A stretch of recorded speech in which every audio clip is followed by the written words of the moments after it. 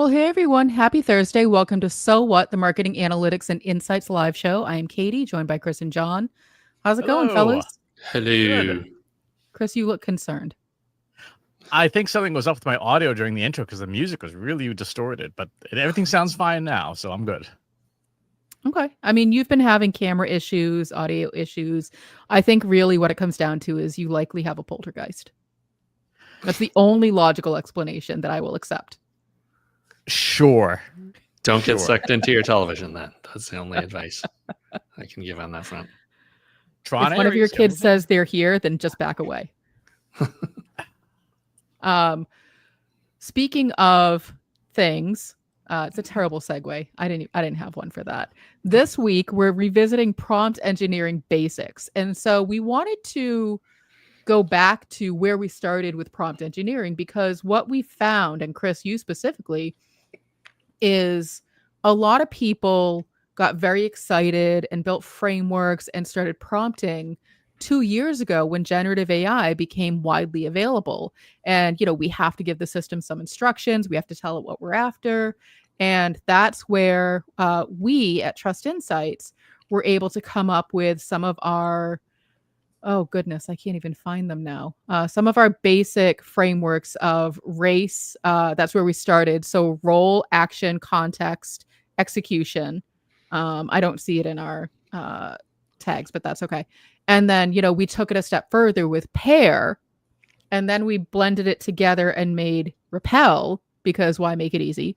But Chris, and I would like to hear you speak to a little bit of sort of what you're seeing, but it feels like as the large language models, the LLMs, are evolving, people's skill set of prompting is not evolving with it. And so you brought this to us, and so that's why we said, let's revisit prompt engineering basics. So what is it that you're seeing that makes you feel that people are stuck in 2023? A few things. First, people are still giving absurdly short prompts. It's like, write me a blog post about B2B marketing, right? That's it is 2023 still.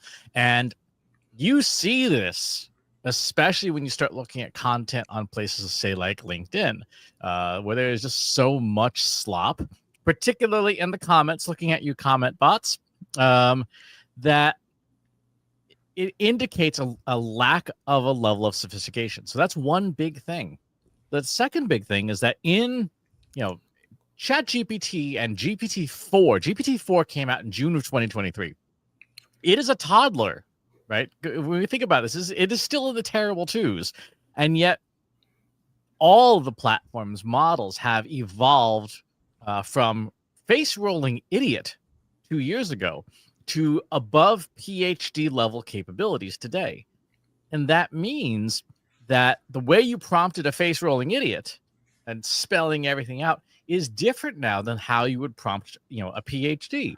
You still need to provide things like context and details and what your desired outcomes are. But you no longer have to rigidly adhere to one strict prompt framework, because the models are smart enough, if you tell them to ask you questions. And this is something where I've seen a lot of people run into trouble, because they're doing what's called cognitive offloading, which is where you say, you know what, I don't want to do this task. I'm just going to have AI do it. And in doing so, you kind of give up your own agency. And Katie, you and I have talked about this on the podcast, where people are, I think we actually had an episode saying, is AI making us lazy? We did. And so it sounds like, if I can paraphrase for you, that despite the large language models being at PhD level, we're still talking to them like they're face-rolling idiots. We are. And more important, because they've evolved so much, we are not leveraging those capabilities. So one of the things that we talk about a lot is this between offloading and enhancing. Offloading is when you are asking AI to do things and you're like, bye, I don't want to do this anymore, which is fine for some tasks like expense reports. But enhancing is when AI is making you do things and making you think more, because the more you're thinking, the better you get as a professional. So I want to call up this comment. How many prompters know how to talk to a human PhD, let alone an AI version? Which I feel is tongue in cheek, but at the same time, if you're positioning these large language models as PhD version, I can actually see how that could be intimidating. Like, just a real example, Chris, we run into this a lot. People in general struggle with how they feel they should be talking to you because of the level of expertise you have in AI. They themselves don't want to come across as uneducated or unprepared. And so they just kind of don't bother at all. And so I feel like it's sort of the same thing. Like, if you're saying these are PhD level, language models, use them as such, how do we take the intimidation factor out of it and make it approachable so that somebody doesn't feel like they're not smart enough to do it? The good news is that, unlike a curmudgeonly human like me, the models are much more polite and helpful than I am.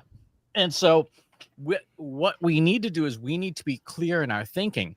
And I will show what I call the magic trick, to the extent that there is anything magic in AI, because there really isn't. But this is the magic trick.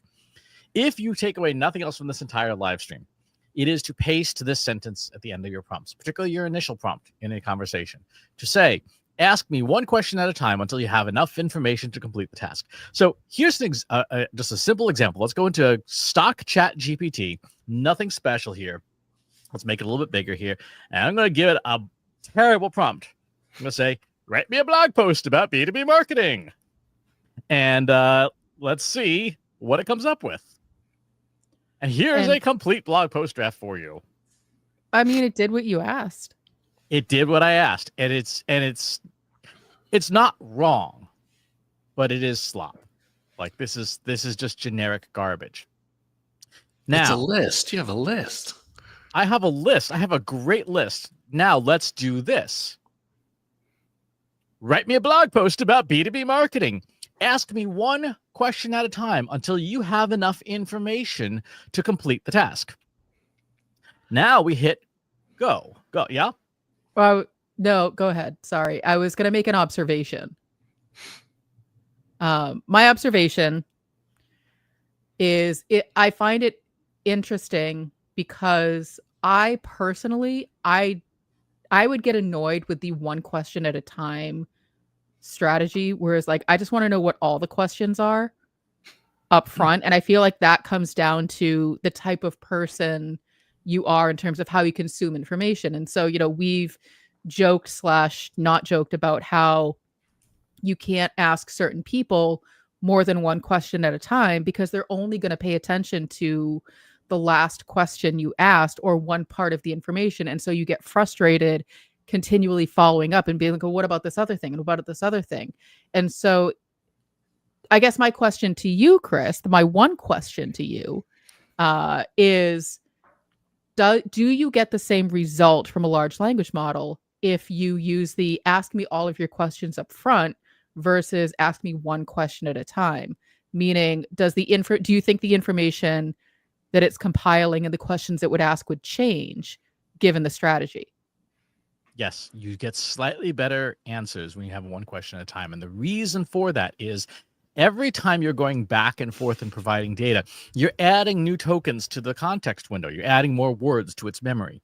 And if you have it generate all the questions all at once, it doesn't have a chance to refine the subsequent questions based on your responses to triangulate faster on what you want. If you do one question at a time and you give an answer, it can triangulate faster and ask deeper questions faster because it can make some inferences based on your answers. Now, is it a substantial difference? Depends on the task, but usually not. What I will often do, for example, before I go and work out, is I will have it generate a long ass list of questions, and I will take that with me with my voice memos app and groan and mumble as I'm on the treadmill through all the answers and upload those back. But then I typically have 2 or 3 more cycles of, okay, here's all the answers I gave you. Now give me another set of questions and stuff. Whereas if I'm doing it iteratively when I'm sitting at my desk, not sweating to death, I can usually get to those second and third level questions faster. Okay. John, question for you, one single question. How long would you say your average prompt is when you're using generative AI? Yeah, I try to keep it as simple as possible for the first run, but I have used this trick every time of that's kind of the big key is you realize how complicated the prompt is or not based on if you throw it a quick question and if it only gives you one or two things, or if you throw it a question and it gives you 10 or 15 questions, it like starts mining, deep down the the rabbit hole of wherever you've sent it. But yeah, it's kind of a mix. You want to be direct and to the point so that it can be on target, but you also have to give it enough information so that it won't just come back with slop and will at least go down, getting closer to the target. So as we're trying not to get frustrated with ask me one question at a time, because and this is just my own personal personality, like an N of one. I'm like, let's just get to the point faster. Like, can we just move it along? But I understand what you're saying and how it makes the output more detailed, better, et cetera, et cetera. So we go through. Well, I guess, let's go back to the beginning, because you said one of the things you said was you no longer need to use any kind of prompt engineering framework like RACE or PAIR or Rappel. So are those out the window? Can you really just give it, write me a blog post about B2B marketing, ask me one question at a time? So the frameworks are good for us as humans to remember what it is that we should be including. They are still very valuable because we, the human operators, have issues remembering things. And so they're good. Mm-hmm. I've actually defaulted back to recommending RACE as a general framework to people because it's easier for them to remember. And with the advent of tools like deep research, Rappel is kind of overkill these days. However, with the models themselves, if you are using a reasoning model, so using ChatGPT-5 thinking, if you're using Gemini 2.5 Pro, Claude, and its series of models in the 4 or 4.1 generation, DeepSeek R2, Alibaba Qwen 3, 235 AB, all of those models have reasoning, which is fancy for it does a rough draft before it presents the answers on screen. If you decompose what's going on in the reasoning of those models, you can see they're trying to figure this out themselves. So they've got their own internal logic that they're trying to reason out. Like, well, what is this user trying to do? What are they thinking about? What's going on under the hood that I should be attempting to guess at? And as a result, you don't need the strict level of prompt framework that you did in 2023 when no models had any reasoning, and what you see is what you get.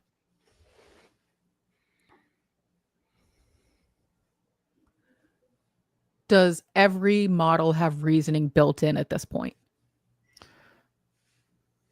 For the ones that you're going to run into as a standard user, the answer is yes, with a lot of asterisks.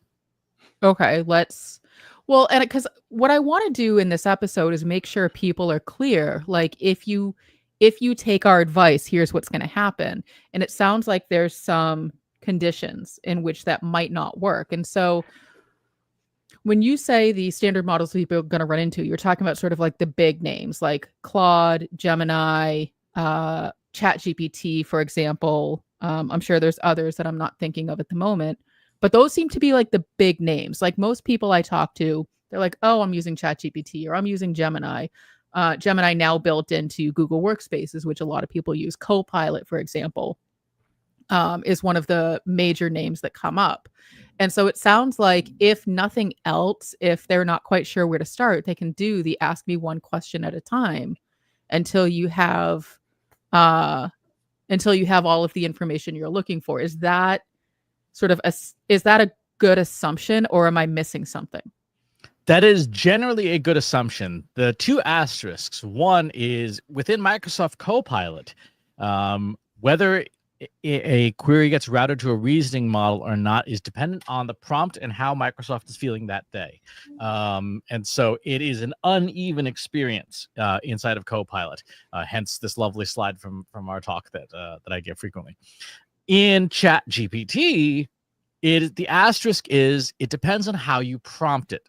And there's two ways to invoke reasoning if it's not doing reasoning. The first is to make sure it's on thinking, because that is a model that forces reasoning. And the second is in your prompt to tell it, think hard, which tells the model router where to send the prompt to, because ChatGPT and GPT-5 is not one model. GPT-5 is actually 4 different models with an invisible delegator up front that reads your prompt and says, which one of the 4 models here could do this task the fastest and the cheapest? Okay. So I'm going to keep picking this apart because I want to make sure that we're being clear. So it's not enough to just say, ask me one question at a time until you have enough information to complete the task, because you may not be using a reasoning model. So do you have to add on to that, magic, I don't remember what you called it, your magic, think hard. Whatever, say think hard. Like, are those two things together the key to success? So if I sign up with the fast, GPT and not the thinking, or GPT 4.0, and I say, ask me one question at a time until you have enough information to complete the task, think hard. If I'm understanding what you're saying, it would switch to a thinking model and say, that is correct. This is not the model you want. That is correct. So by telling it to think hard, you can now see the little reasoning bubble pop up, which is the dumbest possible interface. But what it has done behind the scenes is basically flip from auto mode to thinking mode for this particular chat, even though the interface itself doesn't change. Gotcha. Jim has a question. Are they going to undo the invisible router and let people choose their model? No. Well, here you go, Jim. No, with an asterisk. The enterprise customers supposedly will retain full access to all the model choosing stuff. But everybody else supposedly will have 4.0 for paid customers, which is available, which is a non-reasoning model, but people really liked how sycophantic it was. And then the current GPT-5 family. So as usual, OpenAI making a hot mess of product market fit. All right. So you said, there was, okay. So my question to you was, if you say, if you use this sort of magic question and then you add think hard, then it's going to do the thinking. But you said there was asterisks to every system having a reasoning model. So obviously with ChatGPT, we covered Copilot and it's sort of like iffy. Is there anything we need to be aware of with the other major models like Anthropic's Claude or Google's Gemini? So Claude has a toggle called extended thinking, which it does thinking all the time, but it does more thinking if you have that turned on. And in the general best practice is just leave it turned on. You'll do much. It's just a better practice for that one. Gemini, you don't get a choice. Gemini is reasoning all the time, which again is the sensible thing. And then there's this new crop. You won't see it in the major 3 in the West, but there's a new crop of models like Mistral from France and Alibaba's Qwen and DeepSeek that are called hybrid thinking models, where you tell them to think or not to think, depending on how you address them, kind of like the whole think hard thing. And that hybrid reasoning model decides for itself whether it needs to do extended reasoning or not. And since we're getting back to basics, can you, without getting too overly technical, define when you say thinking, what does that mean? Like to a layman, if you said this model is thinking, this model is not thinking, to someone who's new to this might be like, well, don't they all think? Like, what does that mean? So thinking and reasoning are synonymous in this case. What that means, all the time is that the model is doing a rough draft behind the scenes of its answer first before it puts something out on the screen. So it wasn't doing that before when it wasn't a reasoning model. It was just like, here you go. Correct. Okay. That's right. All right, let's continue on this very basic example. Who is our target audience for this B2B marketing blog? Let's see. Our target audience would be marketing managers and mid-sized enterprises who are confused about the basics of B2B marketing. Right? That seems like a reasonable target audience. What are Next the odds question. that somebody would respond B2B marketers? Pretty high. Okay. Just wondering. Yep. But you can see already by the words we're using in each answer, it's going to dial in faster to what it needs to know next, because some people like me are very verbose in their answers, and every word helps it figure out faster what it is that we're talking about. What's the goal for the blog post? Educate, inspire, or persuade? I want to create an foreboding sense of doom. This is why you're not our content manager. Or dark cautionary tale. Do you want the doom to feel realistic or dramatic and exaggerated? Let's go for dramatic and exaggerated. A B2B business horror story. I knew you were going for that. Let's see. Do we have a post a narrative format or a warning manual, so like a survival guide with ominous commentary? Let's go with the narrative format, following a fictional marketing manager who spirals into disaster. I'm actually shocked by that. I thought you were going to go with the warning guide. No. What industry? Let's go with professional services like a law firm. And a mid-sized law firm in the B2B space. How should the ending feel? Complete catastrophe or a last-minute bittersweet survival? It's like zombie movie. Let's go with a Pyrrhic victory. And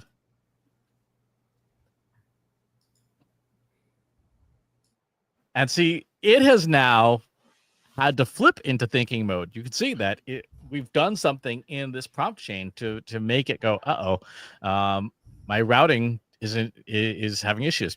Let's see. The law firm wins the end, but such terrible cost it feels like a tragedy. Should be straight-faced or stylized. Let's do a stylized gothic tale of woe.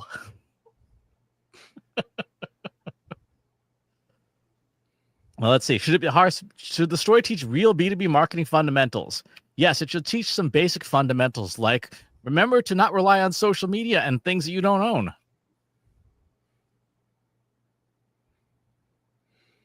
All right, here we are. The Shadow over Ashford and Goal, a gothic B2B marketing tragedy. This is qualitatively and quantitatively different than best practices for B2B marketing in 2025, which is where we started. Right? So just in this series of questions, you can see how quickly this went off the rails in a good way to create something that's very different. What's interesting, and this is probably something that I would add to the initial prompt, is, it didn't tell you when it was done asking questions. It just was like, it just decided in the background it was done and created the thing. But what if you had more context to provide? Like, obviously you can give it feedback here to be like, oh, I don't like this or whatever. But, that to me is a little jarring, where it's like, okay, I'm done. Here's the thing. Like, there's no warning that it's done asking questions. That's right. And so you could give that feedback, or you could include it in the prompt and say, like, show me a progress indicator of the questions as you're asking them. But because it is kind of almost a choose your own adventure now with the ask me one question at a time, you might not know where this. I had no idea we were going to end up with a gothic marketing strategy out of this. We started with just a terrible prompt just to illustrate the prompt strategy, but we ended up in this very strange place. So, John, when you do this tactic of ask me one question at a time, do you find that the questions are helpful? Does it keep things on the rails, or does it kind of like go this route of The seduction of glittering platforms. Right. You're playing. No, there's a whole mental shift that it took me a while to get to, of this idea that it's all about probability, right? There's not absolute answers. It's the models take a look at everything out there and determine what they think the most probable answer is. So if you give it a huge prompt up front that's kind of just very general, it's going to grab from the whole internet. It's going to be all over the place. But with a lot of small individual focus questions, you're keeping the focus very tight as it goes through the whole process. So, in theory, it's going to be closer to what you think, the quote unquote truth is, or what's correct, what's accurate. But yeah, it can go way off the rails too, depending on how you answer the questions, right? I mean, that's really at the heart of it, is if you start steering it in a direction where nobody else has ever gone before. Yeah, there's kind of no telling what you're going to pull out, but it has helped me as far as being able to land closer to where I want to go. Doing it in one shot is a real roll of the dice, but going multiple questions, it seems like it can at least dial in closer to where it's supposed to be. Yep. So next, we're going to move this into the canvas. So for folks who are unfamiliar, the canvas in OpenAI is essentially kind of like a Google Doc, and we're gonna have the post be here. Let's see. In the canvas, you will note that there's our general post. There's an edit panel here now, so I can say make this longer, change the reading level, add final polish, add emoji if you wanted to do such a thing, suggest edits. So I'm going to say, let's take this post and make it much, much longer, and hit go. And now it should revise our content within the canvas to make this much longer. So in terms of prompting basics, since we're talking about that today, a lot of the tools today have built-in utilities to do things like changing style, changing length, changing tone, changing readability, that you may not have known that those tools were there, right? So I could adjust the length even longer. I could change the grade level to college, to graduate school. I could change it down to kindergarten, which is a gothic marketing tale for kindergartners. Well, I was in Google Gemini yesterday, working on some stuff internally, and I was using its version of Canvas. And so as it was giving me the output, I could go into specific parts of the content. And when I highlighted it, it gave me a little pop-up that says Ask Gemini. So basically exactly that. And I could say, I want to tweak this specific to, whatever, without having to redo the entire thing, which, if you've ever had to do that, sometimes can really kind of go off the rails, because you're like, no, I really liked 2/3 of it. I just wanted to focus on this one thing. And now they give you the opportunity to do that, which I personally have found incredibly helpful, because it's usually like minor tweaks to things without having to redo the entire thing and be like, well, let's revert back. Like you have a little more control over the information that you're editing, which is very helpful. Exactly. So part of prompting basics is just learning the tools, learning what capabilities are available in these systems. So things, for example, like in OpenAI, you have deep research, agent mode, creating images, study and learn, web search, and so on and so forth. As you mentioned, Katie, if you go into Google's Gemini, you have video and deep research, canvas, image, guided learning, which is their version of study and learn, etc. So those are all of the things that, from a basics perspective, if you use the tools that are there, it will save you the time of saying, look, I need to rewrite this for this. However, you can always just specify and say, I want it to do this kind of thing. So those are a couple of the basics. The other basic I want to spend some time on, and we talk about this in our Mastering Prompt Engineering course, is knowledge blocks. If there was one other thing besides the asking one question at a time that I would advocate everybody do, it is to have pre-built knowledge blocks. I call them digital Legos. And what these things are blocks of knowledge, blocks of information that you can drop into a chat that may be thousands of words long, so that you don't have to retype that information, but it instantly makes everything better, because you know exactly what the model knows exactly what it's supposed to know about you. So, for example, I have a Trust Insights knowledge block here that says, here's who we are, here's what we do, and so on and so forth. We have our sales playbook, the 135-page document that says, here's how we sell and market. And for us to be able to just drop that whole document in is a huge time saver. So the knowledge blocks I recommend people have, especially for the folks who are in marketing, are make sure you have an about us, right? That is a detailed explanation of who you are. Have a how you do your marketing, any kind of reports that you have, ideal customer profiles, which if you don't have them and you don't know how to build them, contact us. We're more than happy to walk you through our process of building them or build them for you. Any kind of strategic planning documents that you have, any kind of frameworks. So, for example, I have knowledge blocks for my versions of a SWOT and a Porter's 5 Forces and a BCG growth matrix, because I have very strong personal opinions about how they should be done. And so when I do them, I have them written out. It's like, this is how I want you to do it. I don't care what the industry does. This is how I do it. Exactly. Well, for example, we used to work at a PR firm, and those folks did SWOT analysis, and I thought they did it horribly because they kept mixing up things like industry trends and stuff. Like, that is not what a SWOT is for. That's what a Porter's 5 Forces is for. Putting industry trends into SWOT analysis is stupid. You shouldn't do it.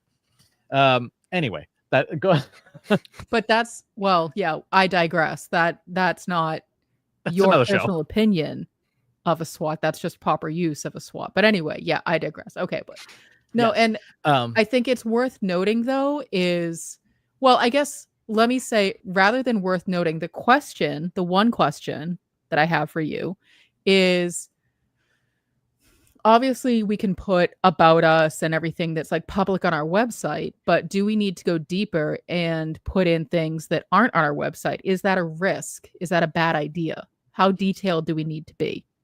It depends. It depends on the privacy of the system you're using.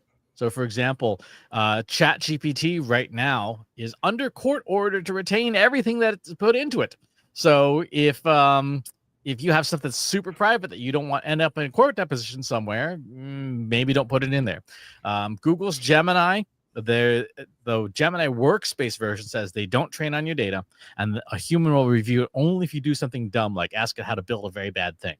Anthropic's Claude has very strong privacy protections. If you use the Chinese hosted version of DeepSeek, there are 0 privacy protections on it. Everything that you put in there is going to be seen by multiple people in the People's Republic of China. If you put anything into Elon Musk's XAI and Grok, you have no privacy there. Everything's going to be consumed, and Elon may retweet it. The key lesson here is, you need to check the privacy policies and the terms of service on every platform that you use. And what I would suggest you do is have a gem or a GPT or something that you've written that evaluates privacy policies and says, on a scale of 0 to 100, here's how private your data is in this platform. And then you can make the decision like, this is not good. This is usually about the time that I bring out my tinfoil hat and assume that everything is dangerous and don't use anything. It's well documented that I am the least likely to take any kind of risks on the team. I am like the most conservative when it comes to business. So when I see people are putting like their strategic plans into these large language models, I'm like, don't do that. But Chris, to your point, if you evaluate the privacy policy, and do your due diligence, then you can make those judgment calls of how much risk are you willing to take. Like if your strategic plan is, make more money by posting more things on social, probably not an industry secret. Probably okay to share. But like if you get deeper into the weeds, like those, maybe there's the high level AI friendly version and then the more deeper detailed version of things. Just that's my little tinfoil hat talking. So just, be careful. One of the things that we show in our presentations about this is sort of the levels of privacy that you have, right? local AI models, the ones that you run on your computer and you can unplug the internet, they are the only ones that you are guaranteed privacy. Because as we say often, there is no cloud, it's just somebody else's computer. The tools that you see in green, those are generally safe, mostly private. That means that they're not going to train any data, and a human will only look at them if you do something stupid, like violate the terms of service. The ones in yellow can be made private, but are not private out of the box, and the ones in red are not private at all, cannot be made private, and in some cases, like with XAI's Grok, you probably shouldn't use them. If you want a copy of this for yourself to hand over to whoever's trying to force you to use tools that you're like, I don't know about this, you can go to trustinsights.ai/AI data privacy. We try to keep this updated about once a quarter as things change. But I would say as of today, this is a fairly good representation of how secure your data is if you put it into a large language model. Exactly. And companies like OpenAI have released open models. So OpenAI made a big splash a couple weeks ago, not GPT-5, but their first open models since 2020. The last model they released openly was GPT-2. And then they released the poorly named GPT-OSS 20B and the GPT-OSS 120B, thereby demonstrating that there was no product marketing manager in the room.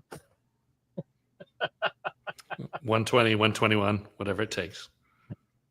It is widely suspected that these two open source models are actually GPT-5 Nano and GPT-5 Mini. They are very good models. They are extremely fast. You can run them locally on your computer and you have the same control that you do in their development studio. However, they hallucinate approximately 90% of the time because they are trained on fluency and skill, not knowledge. So I could go in and say, write a blog post about B2B marketing. Ask me one question at a time until you have enough information to complete the task. And I'm using this inside LM Studio.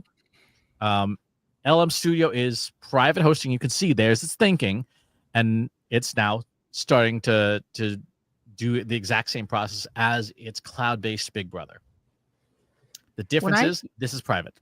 When I hear 90% hallucination, my first thought is like, oh man, you really are choosing to take an adventure today. Like, you don't know what you're going to get. And maybe that's what you want. Maybe you want something totally wacky out of the box. Maybe it's a good brainstorming partner because it's going to think of things that are like totally from a different universe. Maybe that's a good thing. But yeah, that's 90% hallucination to me sounds problematic. It is, in the sense, if you are relying on generative AI to present factually correct information, that is definitely a problem. However, you shouldn't be doing that in the first place. Generally speaking, what you should be doing is you should be bringing the data and then having AI manipulate the language. That's the best practice in general. Today's models that you use in like a Chat GPT or a Claude typically have a web search tool. And so they will just go out and search the web to get information if they're not confident that they've come up with a good answer. But the hallucination rates, even in the big tools, still exist. And it's one of the reasons why we tell people, anytime you have AI output in finance, law, or health, please have a human subject matter inspected. I would go so far as to say any AI output, but again, most conservative person on the team. How about, can you go into, so you had mentioned that 90% hallucination rate is based because it takes fluency first over accuracy. What exactly does that mean, by prioritizing on fluency? So fluency means that it's really good at manipulating language. So it can do things like tool calling. So if you're using it to write code, it can say, oh, you have a tool that does linting. You have a tool that does static typing. You have a tool that does this or that. And I know it exists and I know how to use it. So in the past, we've talked on episodes of the podcast and stuff about MCP servers, Model Context Protocol. And what that means is the model knows, oh, this tool exists and I can use it.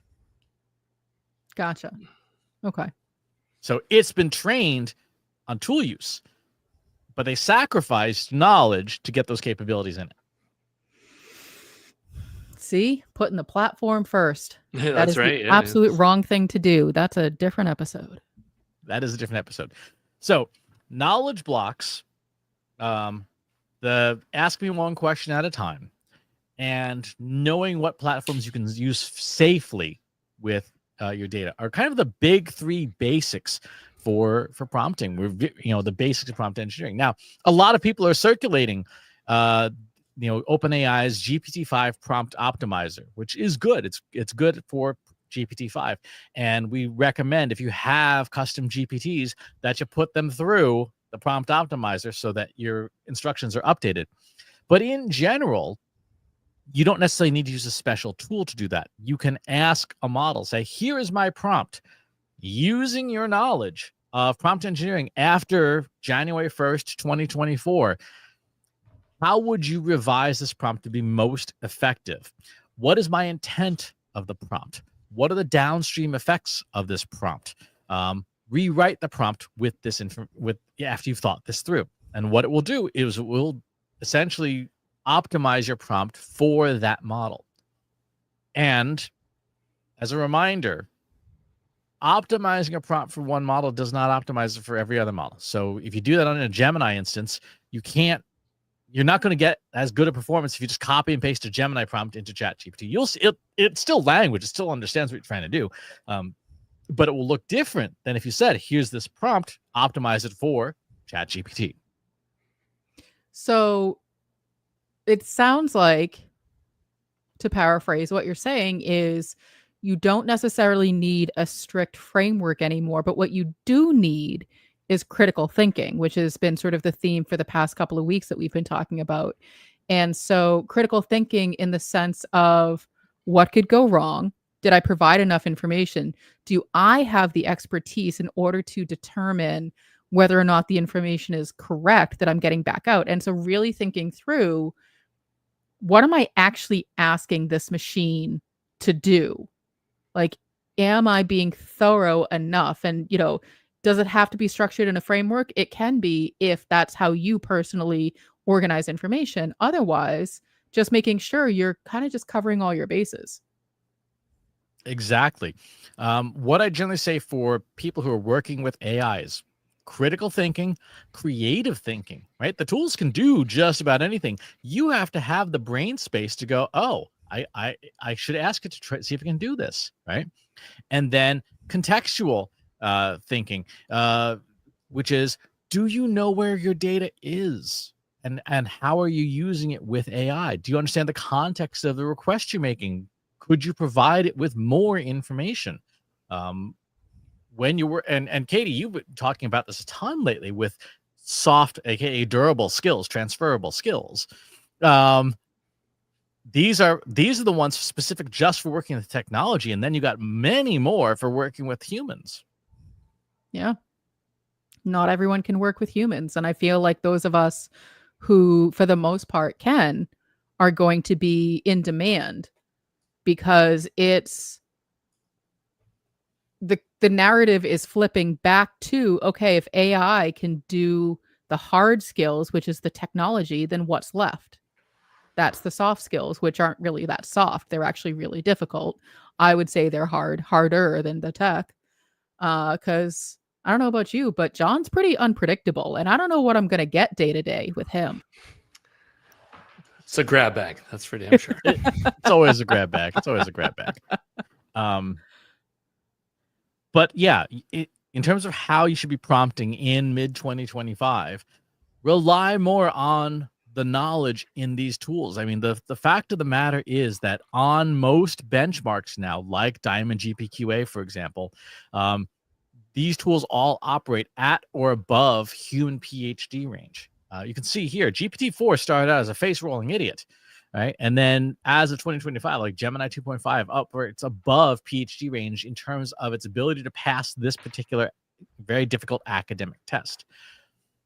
That means you should be using these tools with the understanding they have many more capabilities than they did 2 years ago.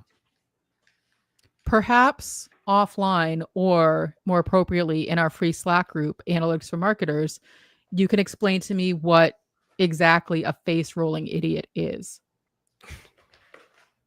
Save it for the I Slack have group. so many answers to that question. And I look forward to hearing all of them. But yes, so that's the thing, is with revisiting prompt engineering, people are prompting like it's summer 2023, when really we're well past that. And the skills that separate you from the rest of the herd now all revolve around critical thinking, creative thinking, and contextual thinking. All right. Use your brain, people. Bottom line, use your brain. Any final thoughts? That's it. Go do some good stuff. Get amazing prompts running. All right. Thanks, folks. We will talk to you all on the next one. Thanks for watching today. Be sure to subscribe to our show wherever you're watching it. For more resources and to learn more, check out the Trust Insights podcast at trustinsights.ai/TI podcast and a weekly email newsletter at trustinsights.ai/newsletter. Got questions about what you saw in today's episode? Join our free Analytics for Marketers Slack group at trustinsights.ai/analytics for marketers. See you next time.